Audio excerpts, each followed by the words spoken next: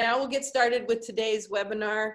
Thanks everyone for being here. This is our 9th and final episode of our summer Lunch and Learn workshop. We looked at different industry professionals, how they use technology to streamline compliance. Don't panic though, we will be continuing with a new series that we call Hot Bites Winter Series. And that begins November 10th when our guest is Jesse Norris from Upstream Tech.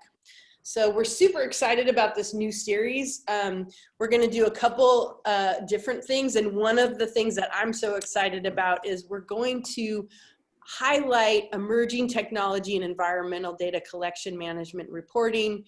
And there's so much cool stuff going on out there. It's all converging, and we want to be able to bring that to our audience so that you, if those tools are useful to you, that you have the opportunity to check them out and use them. So that's very exciting.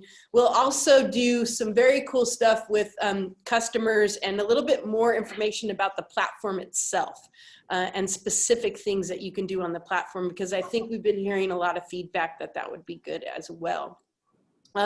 Speaking of that, our audience has been asking to see more of what Wildnote does specifically, so we are going to follow our time with Rob with a short demo highlighting some of the features he uses on his project. And we'll kind of highlight that with respect to bids and how you can incorporate this process pre-bid. So hello everyone, I'm Kristen Hazard, founder and CEO of Wildnote. Wildnote is an app built specifically for environmental consultants managing the environmental compliance process. We have built data collection, data management, and reporting into the application to automate as many manual processes as possible. We also have our aptly named Director of Customer Success, Nancy Douglas here. Hey everybody. And we've got our VP of Sales and Marketing, Rini Punzi, in the house. Hi, everybody. Thanks for attending.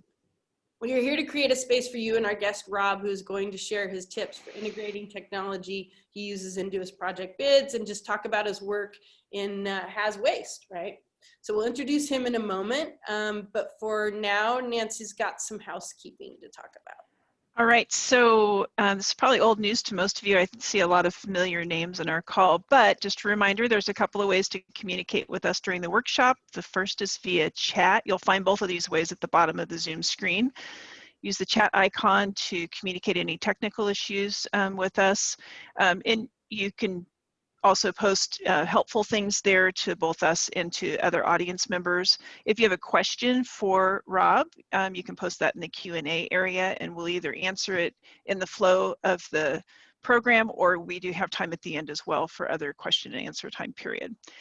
One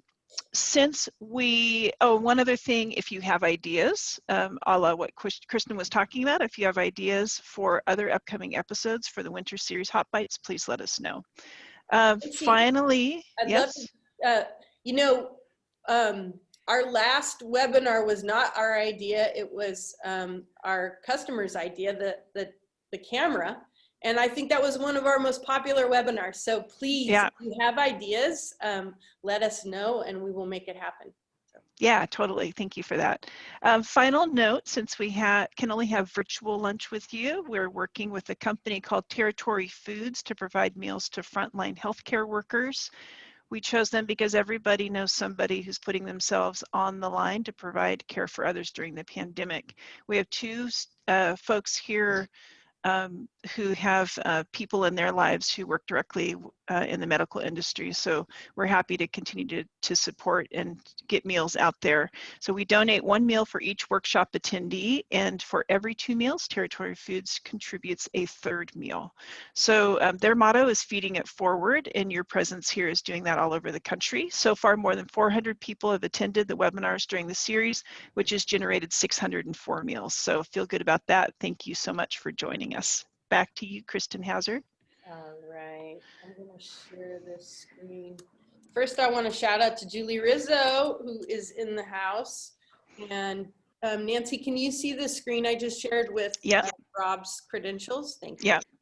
Fantastic. All right, so we are so lucky today to have Rob Pelletier from Heritage Environmental Services. So the Heritage Group is a parent company with many different companies in Indiana, a privately owned, I don't know, is there 19 or 29 companies, Rob? 19, yep. 19 companies. 19 held companies all by one family. Yep. Yeah, it's just an amazing, amazing business. And we were lucky enough to get associated with the Heritage Group through our Techstars incubator.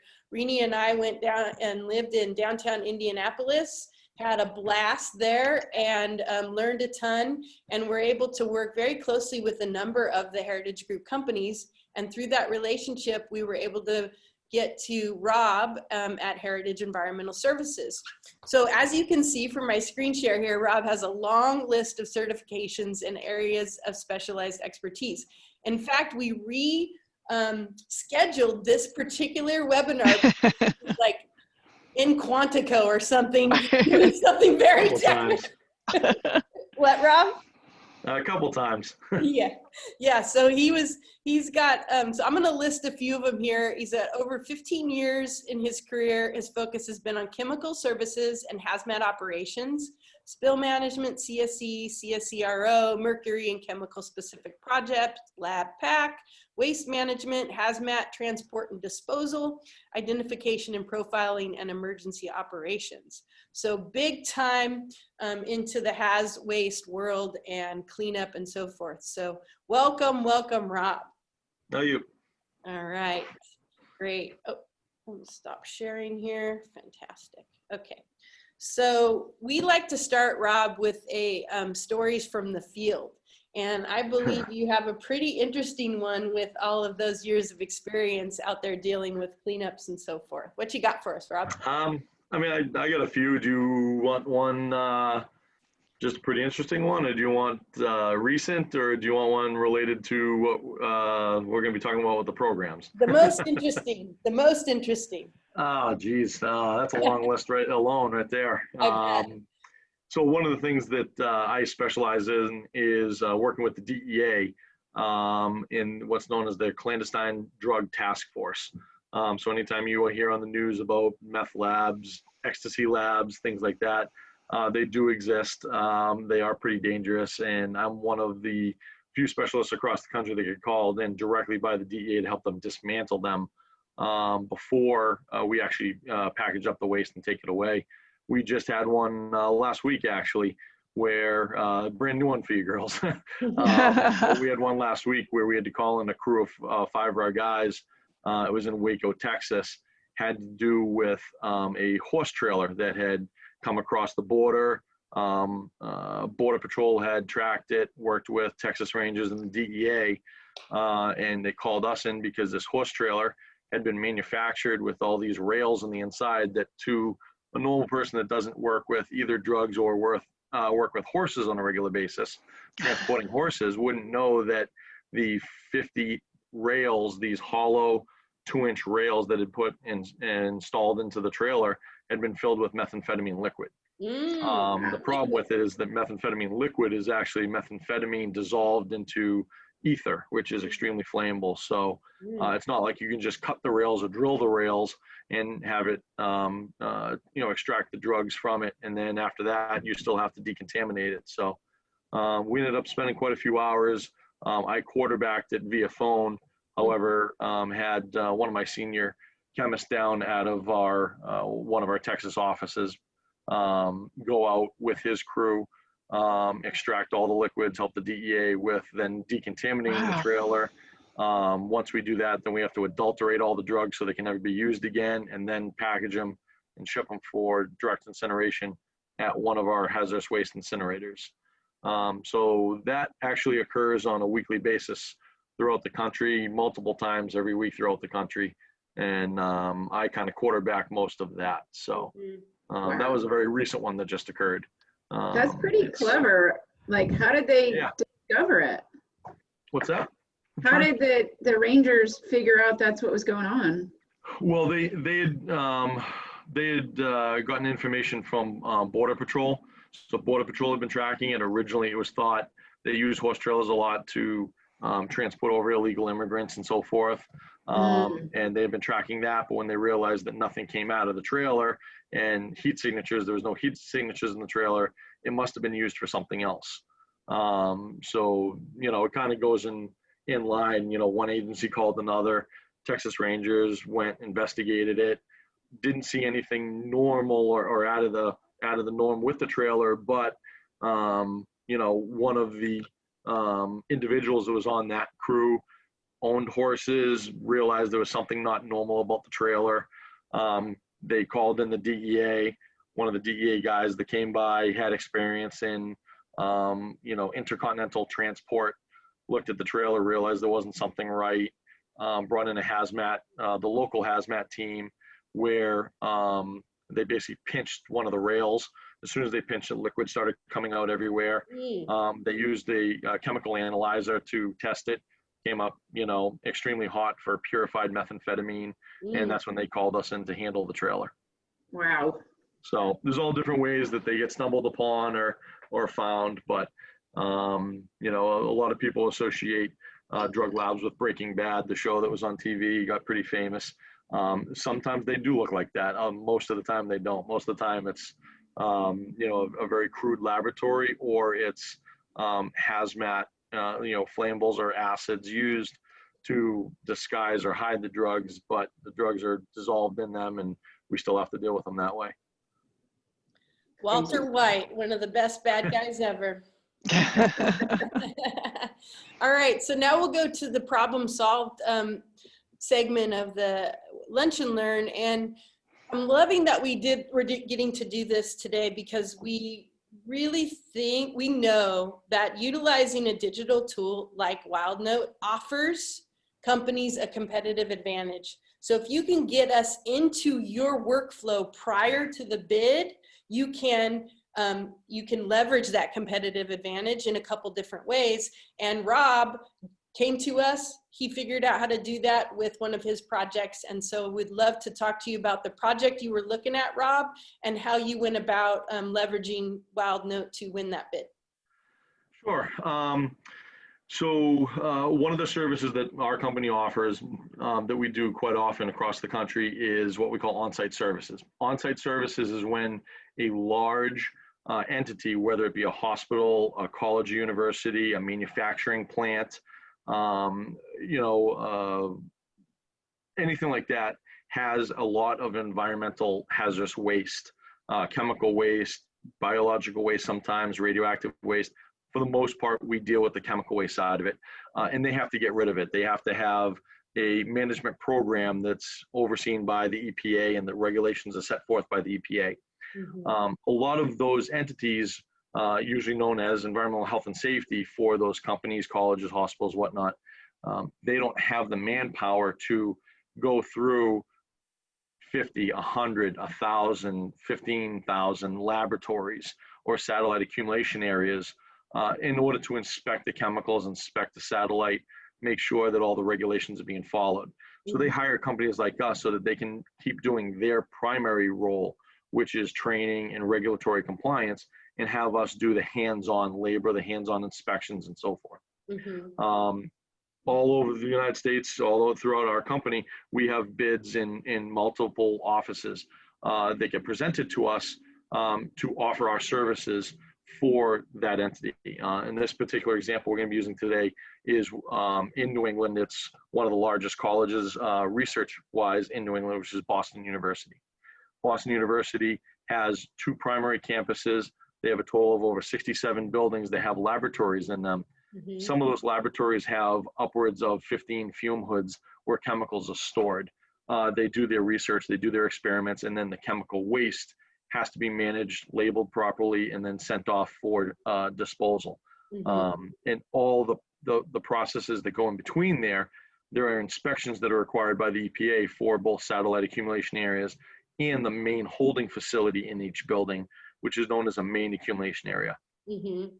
For both the satellites and the mains, there are up to 20 different criteria that we need to inspect, either on a weekly basis or a monthly basis, to make sure that they're being, 1, maintained properly, and 2, if there are any violations, that we fix the violation physically, and that violation gets reported to EH&S so they can retrain or help that laboratory do it better, or find a better mechanism to manage their chemical waste. So when this bid came out, very often a lot of companies in the past have used Excel.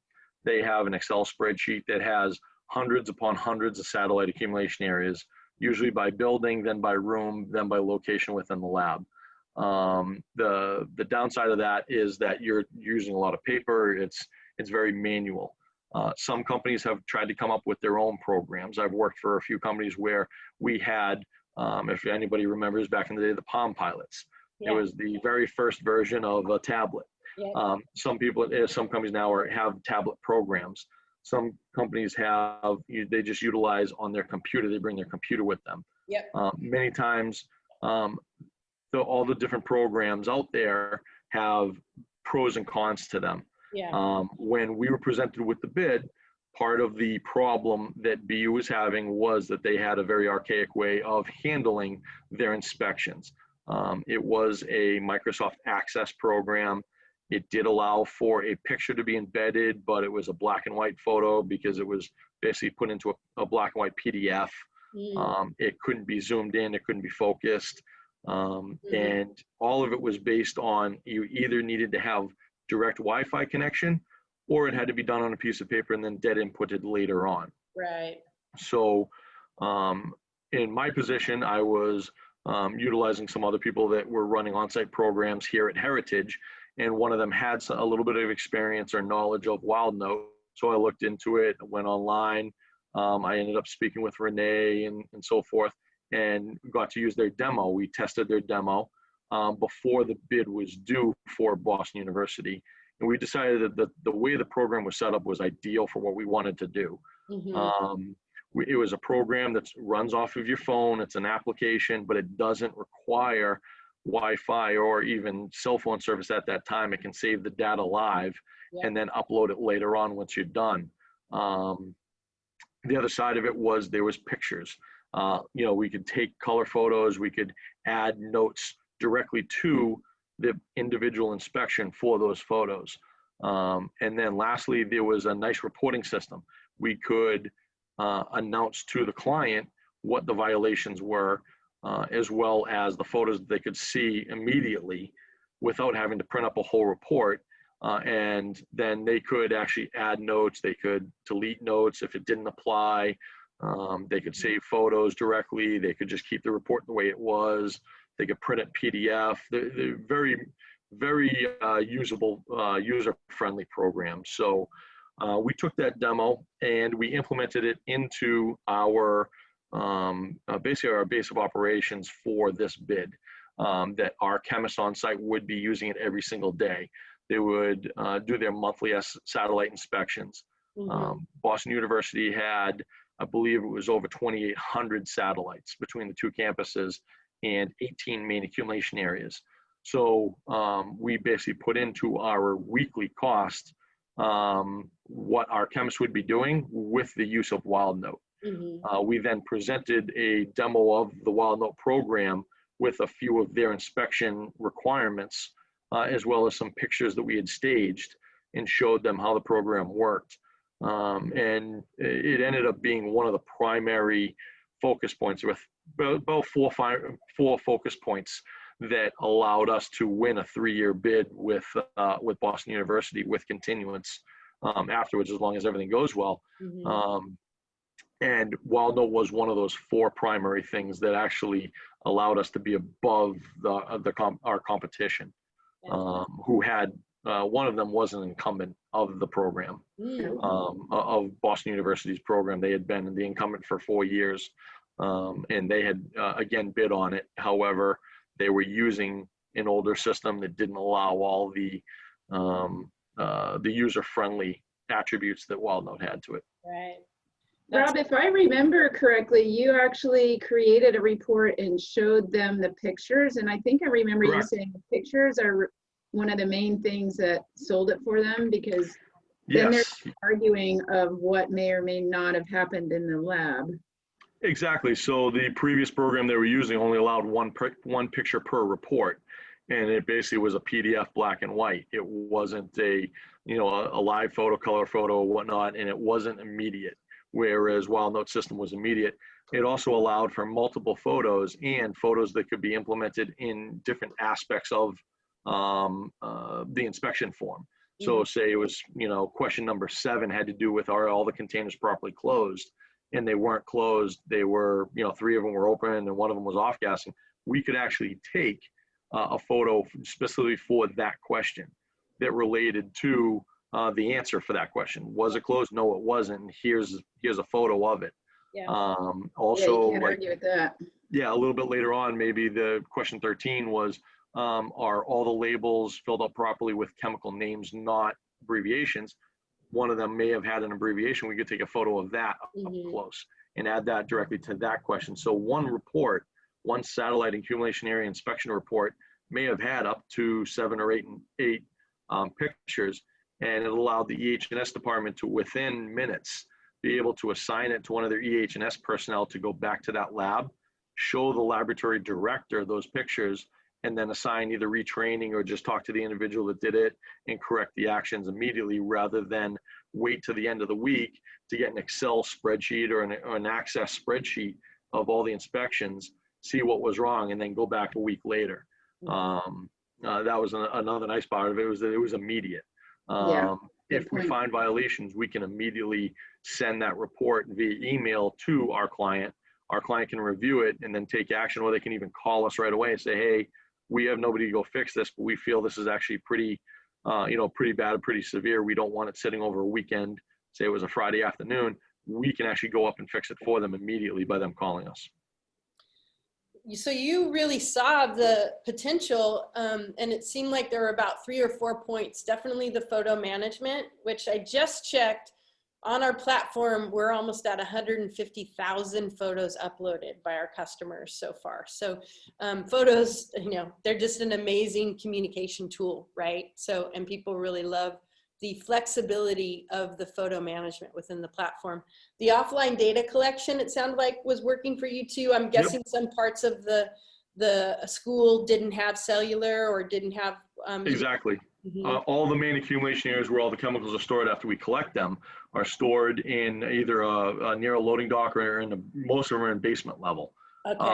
And there's no cell service in some of these buildings. So the fact that we were able to continuously collect data, and then as soon as we had cell service or Wi-Fi, we can immediately upload it and pick those 4 or 5 that had violations and send them right off. That was a big thing. And then the immediacy, the ability of immediate communication, because once they sync that data to the web, then there's the ability to communicate to stakeholders. And then the other thing that kind of gets hidden sometimes, the photos staying attached to the data and narrative of the report. Like you said, question 7, now I have a photo for that, right? Where you don't have to go back and reconnect those 2 pieces of data. That's a massive time. Exactly, yeah. Fantastic. Well, thank you for that. So you guys are just year 1 of that 3-year project, and hope to keep going with it, continuing? Yep. We actually have a meeting tomorrow regarding it. But for everything we've heard so far, the meeting's actually going to go quite well. And one of the topics that was brought up was the inspection program. So. Oh, fantastic. Great. So are there, Rob, I know this might be a little not as related with you, but are there other apps on your phone or your, if you have a tablet, that you use while you're out doing your work? There are. We do have a couple, actually, in my phone. That was just out of me as I was going to look at it. But there are a couple of apps that we do use, but they're more designed for chemical safety and for DOT transportation, because everything that we do at the very end of it comes, the day where we have to ship everything. So everything that we do has to do with HazMat DOT transportation. So for that reason, we use the ERG and the DOT hazardous waste, the hazardous materials guidebook quite often. Right. The other one that we use is Wiser. Wiser is pretty well known in the hazmat industry. You're able to look up chemicals, safety data, things that when we're dealing with open chemicals or especially spills and so forth, we're dealing with respiratory protection, skin protection, all the PPE that we have to wear. Wiser comes in handy for that. So we use Wiser quite a bit, more so on the emergency response, the DEA, or other projects like if we do tanks or vats or so forth of chemicals that we clean out for companies, especially manufacturers. We use Wiser quite a bit for that. How's that spelled, Rob? It's WISER. Okay. All There right. should be a little blue icon for the, it's a blue icon with a little bit of, you know, a little HazMat triangle in the middle. So it's actually almost 11:30. Rini, you want to talk about the poll? No, because I can't get it. Something is funny about the way I'm logging in. So will you go ahead and? Oh yeah, no problem. So we were interested in learning about a lot of our clients either do fixed bid, also known as unit cost, or T&M, time and materials. So our first question was, what kind of project are you bidding on? And it's a straight even tie, both. Interesting. So what I find interesting about a unit cost bid, those are great, right? Because if you're saving a bunch of money and time by utilizing Wildnote, you keep that in your pocket. So Right. hey, that's a no-brainer. Now on time and materials, you really get the opportunity to pass that cost savings onto your customer. And if you've got your competition bidding on those same projects and they're able to pass that cost savings on to your customer, now you're actually at a competitive disadvantage. And then also we always are interested in learning how folks are passing that cost onto their customers if they are in fact. And we found that sometimes wins the day there. 3% sometimes pass it on, and the yes and the no's are dead even at 29%. So that's pretty interesting. And let's see, what else we got going here. I guess that's it. I'm going to end the poll, and then I'm going to thank you, Rob, for coming out and spending time with us and teaching us about the work that you do and how you utilize Wildnote. Like I said earlier, we are doing this winter Hot Bite series, and the next one is called View from Above, the use of remotely sensed data for monitoring and evaluation. So this is so cool. They're using satellite imagery and remote sensing technology to basically do monitoring and determine the health of an ecosystem as best they can with that kind of technology. And I can see that getting better and better as the years go by. So please join us on November 20th through February 2021. And we are going to bring you some really cool emerging technology, as well as some great examples of Wildnote in specific areas like SWIP, spill, and that sort of thing. So Nancy, do you want to go ahead and do a demo for anybody who wants to stick around, and you can see the work that Rob did and how he incorporated that into his bid process? Absolutely, absolutely. Thank you, Kristen. Thanks, Rob, for letting us share what you guys are doing with other folks. Yep. So what you're seeing on my screen right now is a couple of Rob's projects, and just I think most of you on the call are familiar with Wildnote, but just very quickly for those of you who might not be, it's basically comprised of a web application, which is what you're looking at right now, and then corresponding mobile apps that work on both iOS and Android devices offline, as Rob referenced before. So the typical workflow is that you'll come in and start a project, and a project consists of the people working on the project, the forms that you're going to use for your data collection, we call those survey forms, and then the actual data itself and your exports or your deliverables. So typically the flow would be start a project, sync up your mobile devices, collect your data, sync that back to the web platform, and then come in and do your data management and reporting from there. So you can see Rob's got a couple of projects here, and I'll show you contextually what he has going on. So the top part of this drop-down menu is all of the setup, so you can come in and put in things like locations. So for this particular project, it might be all the different places where there's a satellite accumulation area. It could be a location or an MAA area as well. You can build your own custom forms or grab from our library. In this case, Rob worked very closely with Rini, and she helped him create what he needed for this particular project, and then he's duplicated that into other projects and made slight modifications for those. You invite your people in, and they can have different levels of access. So you can have everyone from the lowest level of access, which is they can only see their data, collect their data, export their data, up to a project admin person who can have omni access for everyone's data. You can load up project documents. I don't know, Rob, if you're utilizing this at all, like even for material safety data sheets or things like that. Basically, these can go. I am not currently, but I do believe that BU would like to look into that in the future, especially for like multiple reports of violations from a single lab. And what they then, like what information are emails, for example, have a PDF of an email that the lab director said, oh yeah, everything's fine, I fixed everything, and then the same violation happens week after week. They can go back and say, well, here's what you sent us, obviously it didn't happen, or you said it was this chemical, here's the MSDS for it, that's not what we found, things like that. Right. So I do believe in the future they actually do want to start utilizing that function.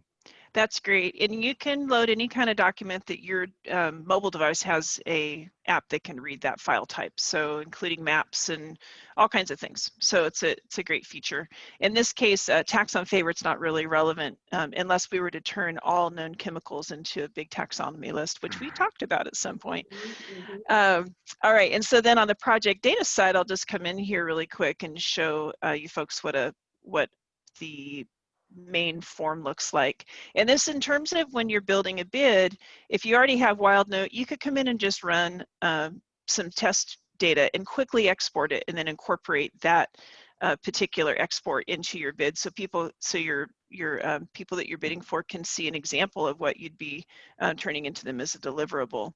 And that's a pretty easy thing to do, and I'll show you how quick the export can be. This is what the input side looks like.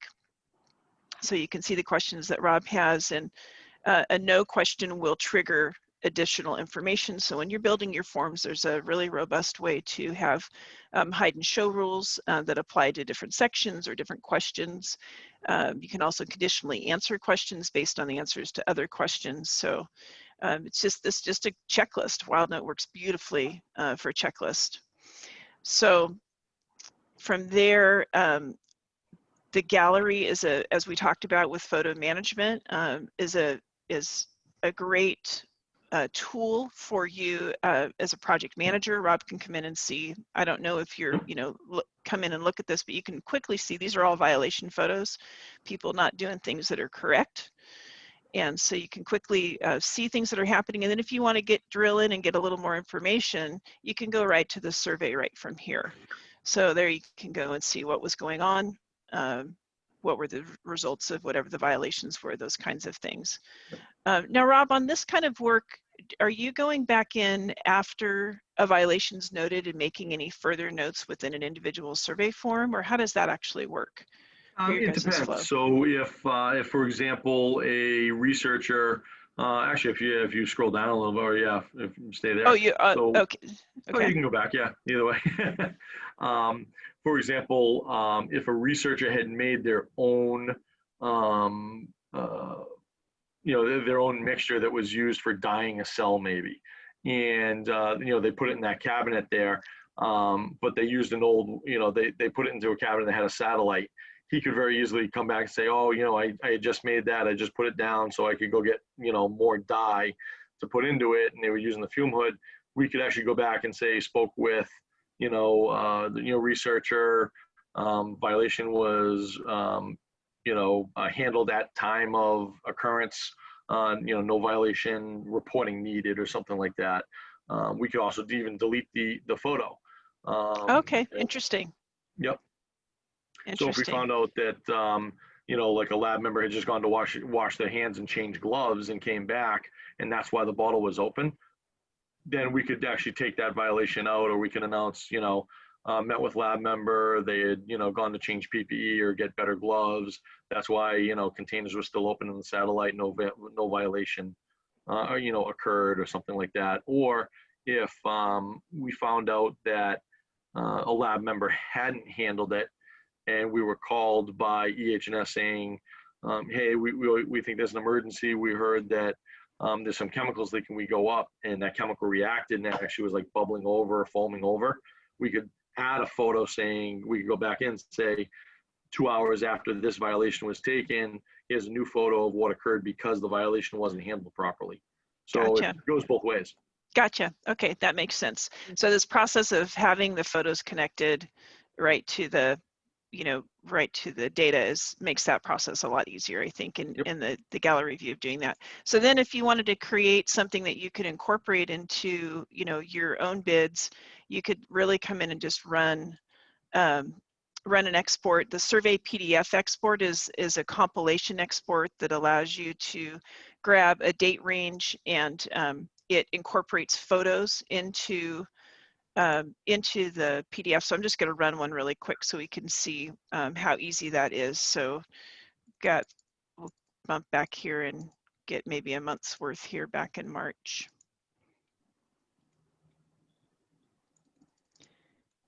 I should have gone the other direction here. We'll do a couple things worth. And then we have a lot of ways that you can control the export, the look of the export. So you can change the photo DPI. You can change the split between the questions and the answers. For those of you who are on the call who are Wildnote users, not sure if you know about that feature, but you can control the relative width of questions and answers. Include maps if you've dropped a point anywhere, etc. And then we'll run a preview here, and from there you can see this is a checklist format here, and then very easy just to run that to an actual PDF, and then you can just print that out. This is a previous one that was run. We're just waiting for that to come in. The gremlins there we are go. on it. There we go. Yeah, there it is right there. So then you can just print this out and include this right into your bid. Obviously you would put whatever kind of information you want to make it appeal to whoever you're bidding to, but you've got a nicely formatted report that's ready to go. So it's as easy as that. And is there anything else? The other thing as you're just scrolling down, just it's nice to be able to customize it with your own company logo too. Yeah. Not that that's an important point, but it really actually it brands it to you. Yeah. Absolutely. Yep. One of the other things that you can do within a project context with that, and thanks for bringing that up, Rob, is you can actually put a separate logo in the project. So you can have a top level logo at the organizational level, and then a secondary logo within each of your projects. So if you wanted to highlight whoever you're producing the reports for in the actual project document itself, then you can put in that secondary logo. So you could have BU's logo in here as well, and that would be at the top with Heritage at the bottom. So just FYI, depending on the kinds of projects that you might have. So, and one of the things we do get requests for, a higher level of, can we control this and control that, change the color, move things around. And we're trying to strike a balance of really keeping it easy and fast to get your exports out. And so we will continue to add more customization, but we also don't want to create this thing that takes a ton of time for post-processing. So the goal is really to make it easy in that regard. So The right balance between the right balance, exactly. 3 clicks versus having to do a full setup of something, right? Yeah, exactly. So that's it for the demo for today. If anybody has any questions, feel free to reach out if you'd like. If you're not a current Wildnote user and you're interested in seeing more of how the tool could help you, Rini would happily talk with you. And so give us a shout. And for those of you on the call who are current users, thank you for using Wildnote. All right, everyone. We will see you in a couple weeks, or maybe even a month now, because we're going to once a month, second Tuesday of every month. And just one more note, past webinars are available on demand under our events tab. So Rob, if you want to share this with anybody, or if anyone wants to go check out what we've done in the past, please go there. Have a great day, everyone. Bye-bye. Thanks again. Thanks, Rob. All right. Bye-bye.